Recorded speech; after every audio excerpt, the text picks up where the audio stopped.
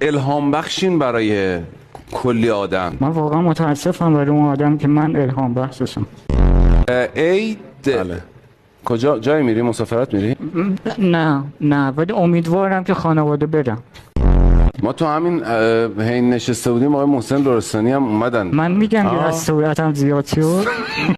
حرفی با بینندگان برنامه اگر دارین؟ پول ما رو کی میریزی؟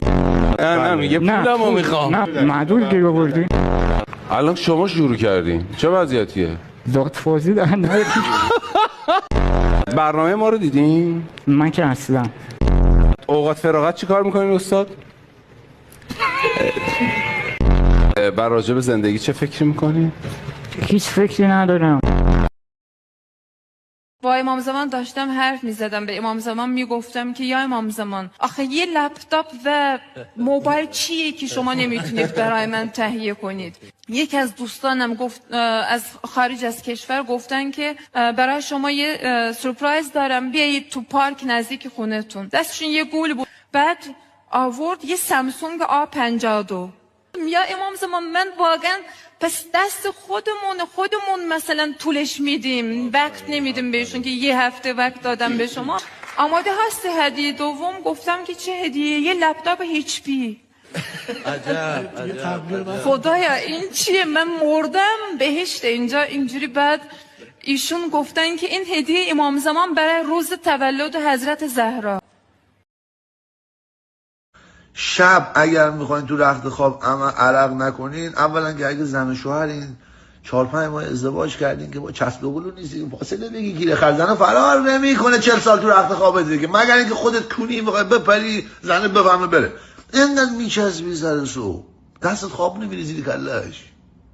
الان این زن و شوهر من شورت اینجوری بیاد، آقای میخواد اینجوری بخوابه، اینجوری نه اینجوری، خب اینجوری، بعد خانومه میخواد بیاد همینجوری رو غالب بکنه.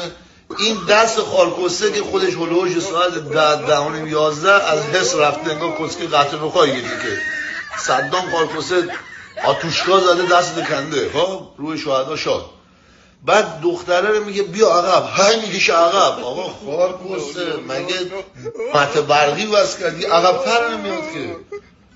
بعد میخوام رو کس خر تمام آب دهن تو گوش دختره. بعد فردا صبح وای انقدر تو رخت خواب عرق کردم، چون که اون مدلی که تو چسبیدی بیارو زنه که فرار نمیکنه که، کجا میخواد بره زنه تا جایی نمیره که.